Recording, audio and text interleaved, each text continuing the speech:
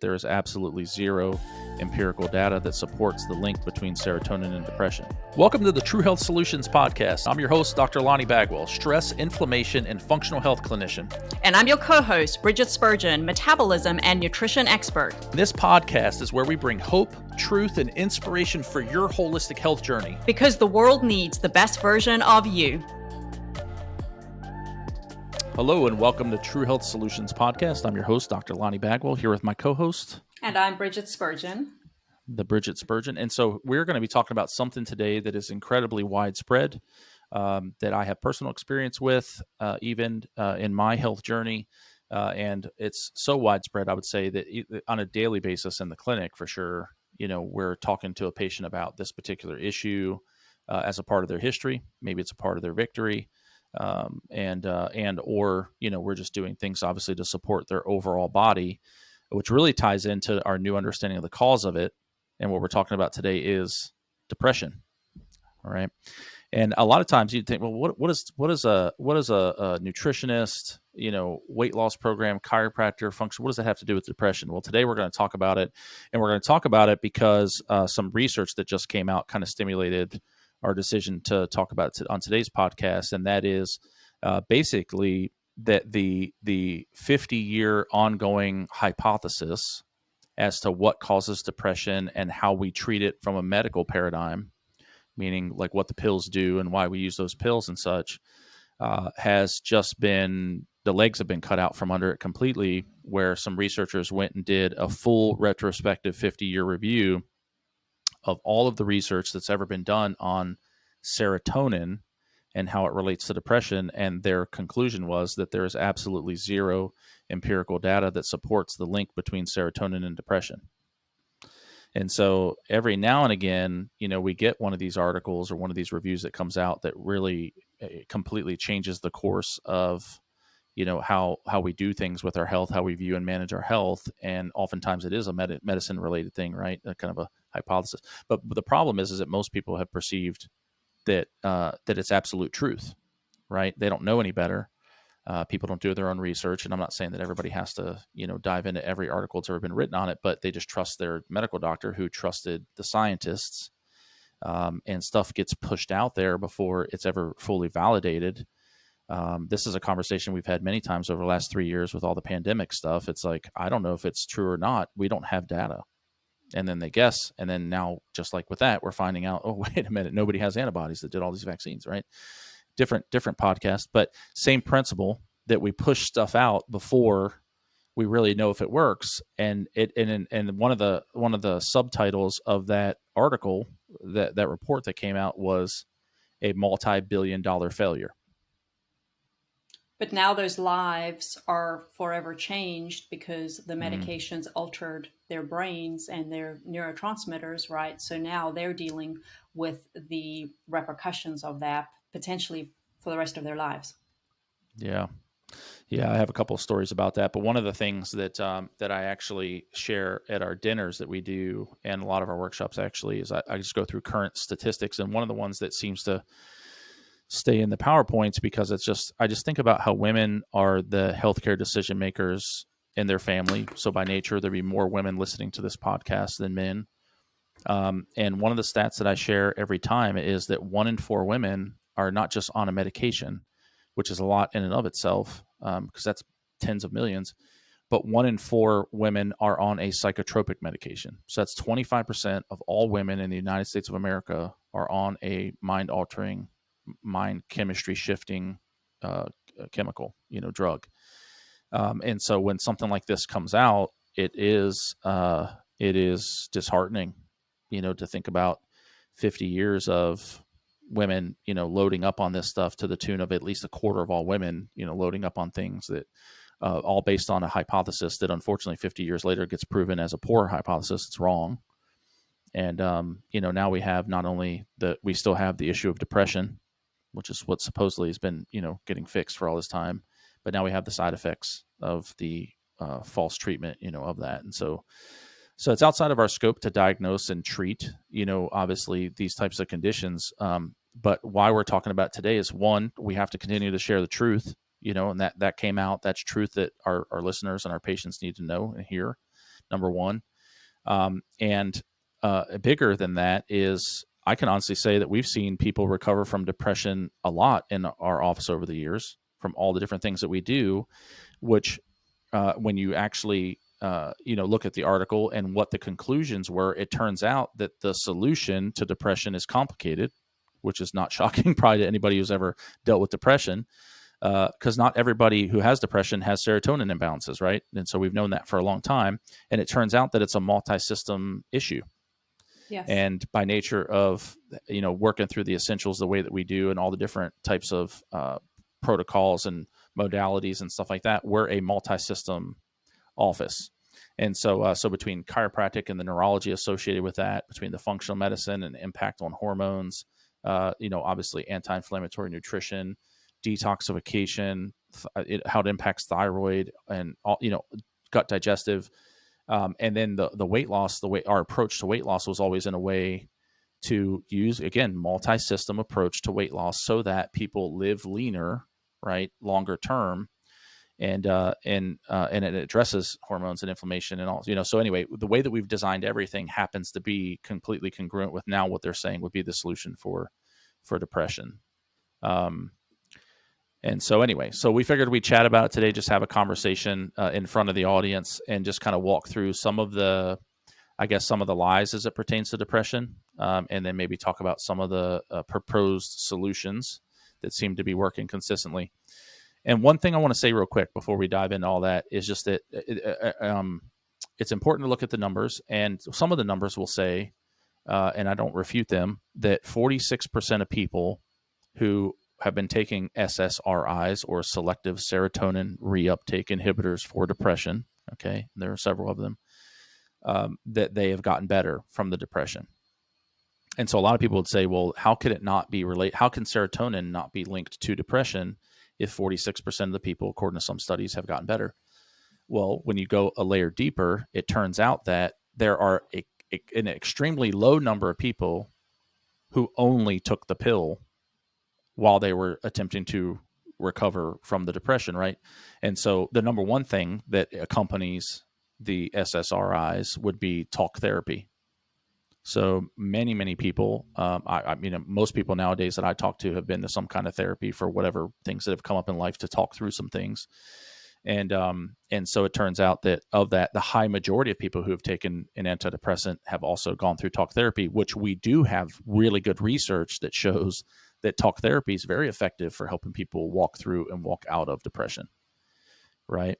At the same time, people who are depressed that are overweight, they might also, decide like I'm one of the things I'm going to do to feel better about myself is I'm going to lose weight. Like we just said, you lose weight. Well, that actually, and if you do it the right way, like we do, like it actually affects 5 different body systems, right? Or, the depression is leading to increased inflammation and aches and pains. So now they're getting adjusted while they're walking through depression. So there's very few people, very, very few out of that 46% that ever just did the drug and sat there and did nothing else about their life. They didn't address their life circumstance. They didn't address their health. They didn't address their weight. And so I just wanted to say that for clarity, because we do honor all the numbers. We don't just omit things that don't fit our narrative, right? But we also are going to go deeper on those numbers and make sure that we fully understand them.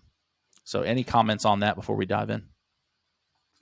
Well, I do want to add the disclaimer that we don't recommend making any changes in medications without the supervision of your doctor or a professional. Yeah, great. Thank you for saying that. And we do always say that to patients one-on-one, just not our scope. And as always, we're not in the, there's great quotes from like 100 years ago about this stuff, but we're not about the management of disease. We really want to just focus on health, right?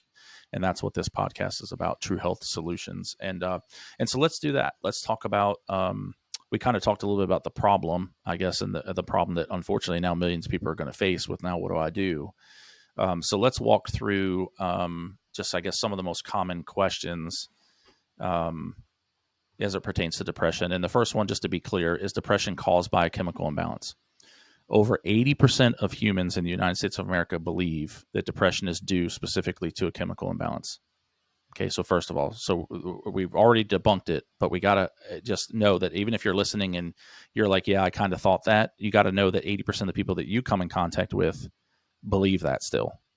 So we got to get the word out that there's more to the story when it comes to depression. And I was actually reading, so, getting prepared for today a little bit, and I was reading, and the better average of 50% kept coming up, like plus or minus, 5 or 6%. But they were interviewing professionals, healthcare professionals, and they said, what do you believe? And 50% of them on average said, yeah, it's from a chemical imbalance. These are therapists. These are of different kinds, like so mental health therapists, they're physical therapists, medical doctors, right? Everybody. There's still half the clinicians, even though this research, by the way, I know this. Remember the research that came out and yesterday, I think it was, said that it was a review of 50 years of research. So it wasn't like we did new research that just figured it out yesterday, right? That was the review of the exact research that we've been using for 50 years to attempt to justify the use of these medications for depression. And so the research has always been there. So there are half the people who have at some point just decided they've read enough of the research, maybe they're more up on that, and they, healthcare professionals that have said, no, we're not subscribing to that. We don't think it's linked. But they're still, even with 50 years of research saying it's not linked because of what we've been told. And I was told the same thing in school, by the way. Chemical imbalances, serotonin, et cetera. And then we talked about natural means to affect serotonin, right? And so anyway, so I want to make that clear too, that there's still 50% of professionals out there that will tell you to this day, if you went and ask them, that it's because of a chemical imbalance. And so the next question that we get is it genetic? We get that a lot about everything, don't we? Like one of the most common questions we get across the board.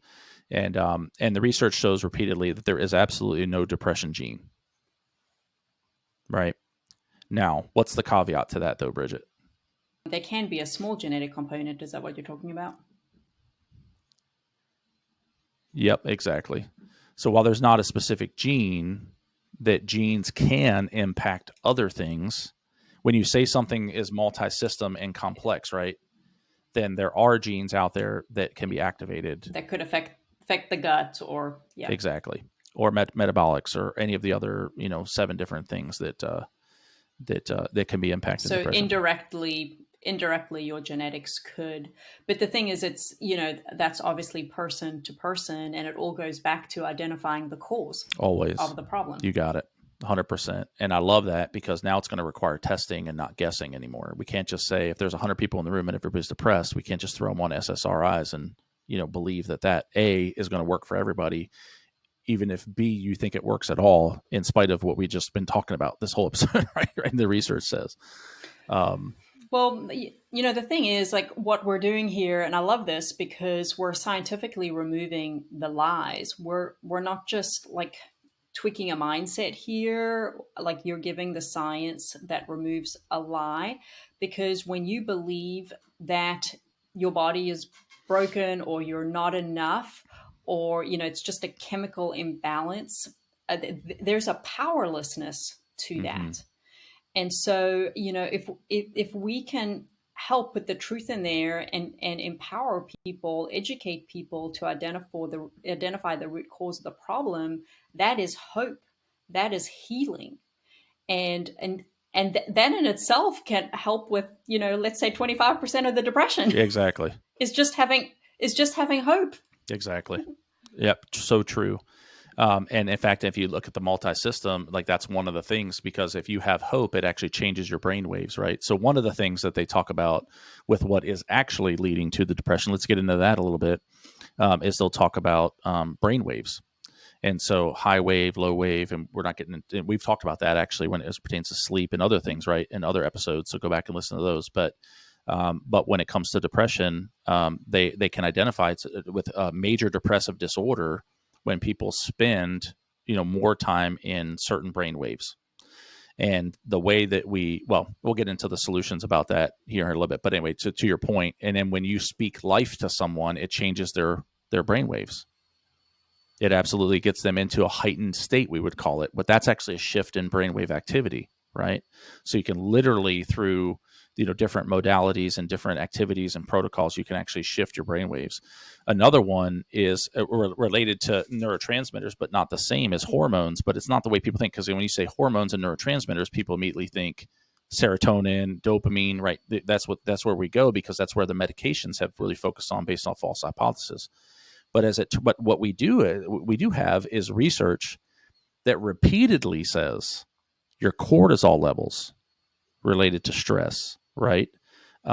Or your testosterone levels or estrogen levels, those actually are very directly correlate to depressive issues. And so while we've been focusing on the wrong neurotransmitters or the wrong hormones, for all these years, it seems, while we do have research that strongly says, wait a minute, and now we get into the question, well, how do I positively affect my estrogen, testosterone, and cortisol? Well, first of all, you got to know what they look like, right? You got to run the correct labs, I'll say, and you got to know what they really look like. And then once you know, is it high, is it low? And a lot of it's about ratios, not even about high or low so much as high or low related to other hormones that might be high or low, right? The ratios of those hormones. Then we can get into, what the solution is. But balancing hormones, would obviously be the generic solution there. And then there's the kind of the topics of nutrients that directly impact it, gut health, which impacts your ability to even break down, absorb, and assimilate those nutrients. And really, the big umbrella conversation with nutrients and gut health is inflammation in general, right? 100%. And so inflammation has been shown to be directly correlated to depression as well. Nutrient deficiency correlated to depression. All of these things out correlate serotonin. And then microbiome imbalance for sure. Toxicity correlate to depression through research. So multi-system failure, right? And so I want to talk a little bit about stress for 1 second, though, because I think that's one, like there's the emotion of feeling depressed, and you can have like a depressed day or a depressed feeling, from things that happen or whatever. But the big thing I wanted to say was that stress doesn't make us feel overwhelmed and frazzled exclusively, although it can. Because a lot of people say, I'm stressed, and if I stay frazzled enough, I end up depressed. And that's like saying A plus question mark equals, C. Like that's not the full equation, right? That's not how that works. But what does happen is, and we talk about this in our stress episodes, again, go back and listen to those, and you can really backfill this conversation. But experiencing stress, and the missing link is the direct effect on your physiology, right? On your like how stress impacts the hormones, estrogen, testosterone, cortisol, how stress impacts your microbiome, right? That is really the underlying cause of all these things, but it's because of the physiological effect. And the beautiful thing about that is when I say I'm stressed, therefore I'm frazzled, and because I can't get out of the stress in my life, I'm now depressed. There is no power in that at all. None. You are completely a victim of everything that's happening to you, and you're now you're depressed, and it's an awful loop that's missing the key ingredient, that when you get stressed, it changes your biochemistry, your physiology, and now that's something you can do something about. With the right testing, the right functional set of eyes, looking at the results of the test, you can see where, even if things are subsymptomatic, in the testing, or even if they're within normal medical limits, a lot of times you can see the effects of stress and start to change the physiology. Sometimes it's a simple, like 2 supplements sometimes is enough for some people to come out of a depression. So I just wanted to make that clear for everybody too, is that that's another traditional approach, even in the natural world, right? Where it's like, oh, it's the emotion of it. And then, then we go into talk therapy, and then you do nothing else. And a lot of times, then people end up on medications because that wasn't enough, but because they didn't address the physiology, right? And so I just wanted to hit on that. Anything else you want to say about stress as it relates to hormones and all that stuff there? Inflammation. Yeah, also, it just reminded me of what we spoke about in our stress episodes, where we address the physiology of what we're going through, not the emotion or the feeling of what we're going through, because that just perpetuates the negative situation, and that's how you can lead down that road of depression. Where, and I've certainly experienced that in different seasons. But if we understand, and this is what our podcast is all about, when you understand, looking to the cause, when you understand physiology, how your hormones are working, hormone cascades, things like that. And that's obviously a journey to understand those, but the more that you're educated, you can do the right things. So if you are having a depressive episode, for example, instead of popping something, or instead of just like leaning into the depression, going for a walk in nature, or making sure that you're doing anti-inflammatory nutrition, having a meal that now supports your systems versus having a meal that supports your depressive emotions. Yeah, right on. That's awesome. I love that. And when you said walking in nature, it made me think of exercise, right, in general. So we need to address that. And then also that affects your brain waves. I was reminded of a lot of the research that I read before prepping for that workshop, was that just by being out in nature, and here and I think this is incredible, but literally hearing the sound of the trees and leaves actually gets you out of the slow and into the faster brain waves. So too much slow brain waves in the frontal cortex, prefrontal cortex, or whatever, actually is directly associated with major depressive disorder. And so just by being outside, hearing the birds chirping, right? Just the sounds of nature and being out there doing that, just for something as simple as a walk. And this is why that has been shown to outperform. Just simply walking in nature has been shown in research to outperform the top depressive medications. But now we know why, or we understand better why, right? And then exercise, right? Of course, like that's been shown repeatedly to outperform the top depression medications over and over again. I have a tip on that. And if you are someone that suffers from depression, or has depressive episodes, or even those episodes of high stress where you feel like it paralyzes you, if you have someone in your life, like a spouse or a friend or neighbor or sibling, that knows to get you out of the house, or to get you on that hike, or to go for a walk, or to join you for a workout, that's just a great conversation to have, so that those people can be supportive in your life. I just know. So I have experienced depression in my history, and looking back at it, probably was because I had a polycystic ovarian syndrome, and had estrogen imbalance, and some factors. I certainly did have some trauma in my childhood, and so forth. So it all makes sense in hindsight. But and I would say now, if anything, it would be, I don't know, this is maybe a couple times a year where I may have a day or a few hours where I feel low. And for me, I'm actually one of those people, Dr. Bagwell, that it probably does come after a high stress, like that overwhelm, maybe a like very maxed out high stress week. And then maybe it's that Friday morning or that Saturday morning, and I'm almost just like like my systems are just completely overloaded, and I'm so aware of my body that I know the feeling, and I'm like, whoa, I'm low. And I communicate that with my husband, or my husband just knows, and he is so good. He's like, hey, let's go for a walk. Go for, he used to say he knows that like swimming is my thing, and he's like, you need to go for a swim. or he gets us out for a hike or something. And that's really been so helpful to me, because they're in those moments when we feel that way, we don't have the motivation to do it. Oh, yeah. And as you were talking, even a minute ago before you said that, like I was thinking the same thing. It's important to enlist people in your life that both I think can help for the mental aspect. Again, I've been a fan of talk therapy for a long time, and it's helped through a lot of life circumstances and such. And but I think also, and that's the obvious one for most people. And then you need someone who is going to help you with your physiology. It's the mind and the body piece. And unfortunately, where we put, as evidenced by what came out yesterday, we put a lot of that body responsibility on the medical model, but it's really a sick management and a sick care system. It's not about health. And so you really need to pick someone that's going to walk you through improving your physiology with the goal of you actually being healthier. And so, but that is now, so if you're experiencing depression, we understand you really do have to address all of these different issues, and which also means you got to do testing.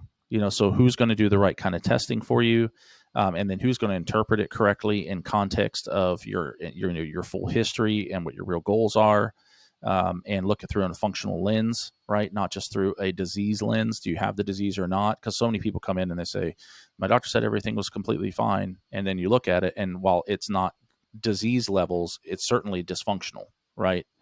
But they were told they were fine, and people get frustrated over that a lot. But I think you have to have the right community around you, right? Absolutely. Surround yourself with people who can help get you back on track. Can say, hey, maybe you need to go talk this out, or I can talk it out with you, or hey, let's look at some labs or something and see how we can help you. And certainly not everyone has that spouse or family member or friend in their corner, and that is actually when you reach out for the professional support in the community. I just know, especially over the pandemic, where there was a lot of like self-quarantine and people felt isolated from family, friends, and neighbors. And that's where our clinic played a huge role in forming community, even if it's on a remote or virtual level, but forming that support system around people who actually didn't have it naturally built in. Yeah. So, if you don't have it naturally built in, that's okay. Like, that's what places like True Health are for. We come alongside you, we walk with you, we hold you accountable, we speak life into you, greatness into you, we give you grace and love, and Amen. Teach you about your physiology. Yeah, that means they walk through the door and it changes those brain waves, right? And we've had so many people come through the door and say that, right? Like they come through and say, all right, I know I'm going to get healthy here. And we haven't even talked about anything. Last thing I'll say on this topic for right now, which is really exciting, and it's absolutely God's timing on everything, is that I'm actually right from this recording, I'm going to meet with a local therapist who's an acquaintance of mine, and he has that mental health aspect of stress and anxiety down pretty good. And he understood the need for physiology, and so we do get referrals from therapists, right? And therapists understand more of what it is that we do here, and so he actually wants to meet and talk about creating a program where we can go into the church and actually it happens to be his connections, because his mental health practice is actually also a ministry, and so he wants to create a program that addresses the mind and the physiology in regards to anxiety and depression. And so this is more and more people are realizing that we need to do something different.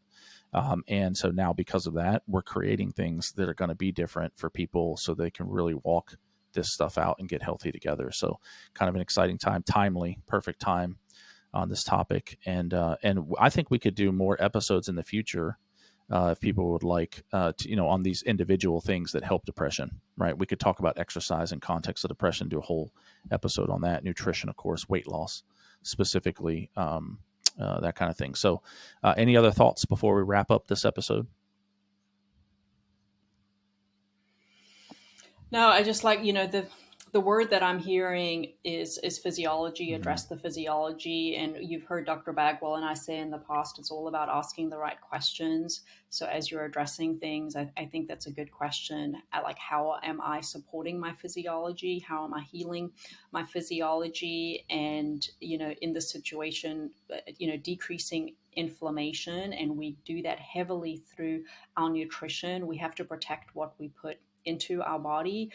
We have to make sure that our body is moving in a healthy way. We have to make sure that we are communicating and have healthy community. And so there's just a whole world out there that does give us hope, because they're just lifestyle things that are supportive and support us on that road to healing. And we don't usually do this, but I would like to say it live now, that if anybody's out there that's struggling with this and they need help, they need community, maybe they just would like to talk for 15 minutes and share with you or I about their health history, and maybe we can plug them into someone wherever. That we know people listen to this all over the country, and maybe actually outside of the country now.